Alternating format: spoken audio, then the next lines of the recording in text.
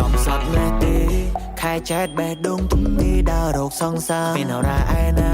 តែខ្ញុំគិតភ្ជាប់ពាក្យឆ្នាំថ្មីពិតជាបានលៀបជ័យក្រមុំខាងកៈណណៃនាងអើយខិនមកចិនមកកាន់លុយបងបើអូនមកពីសាលាក្រហមមិនយល់ខុសឆ្គងជុំមកថាបេះដូងផងបងក៏ចេះគ្រប់គ្រងជំនាញខាងថែនិងពូកែខាងធ្នូញ៉ាអូនមិនប្រើខ្សែហើយក៏មិនពឹងខ្នងឆ្នាំមុនឆ្នាំរងដៃបងចង់ឈងចាប់បេះដូងងងយូរមកដាក់បេះដូងបងឆ្នាំនេះឆ្នាំមួយសាំងអូនគប់កណាំងបើបងស្រឡាញ់ខ្ញុំស្រឡាញ់មកវិញផងកំឡោះវាខ្ទង់20និយាយស្ដីដូចសាវ៉ាតែពិតមិនដូចការគិតលេជីវ៉ាគ្រាន់តែឃើញញូនស្អាតញ៉ងញ៉ងផ្លែផ្កាមិនមានបំណងចង់នាំមុនទៅបោះត្រាអូនគឺជាបុប្ផាមកពីណាមកពីភូមិនរូឬក៏រូហ្វាមកពីណតតន្តិចនៅឬផារ៉ាកូនបងនេះមានបំណងចង់ចិត្តស្នេហា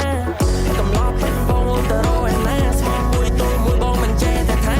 បើមិនទាន់ជឿតែសាមិនណាបងបរ limited edition មិនមែនធម្មតា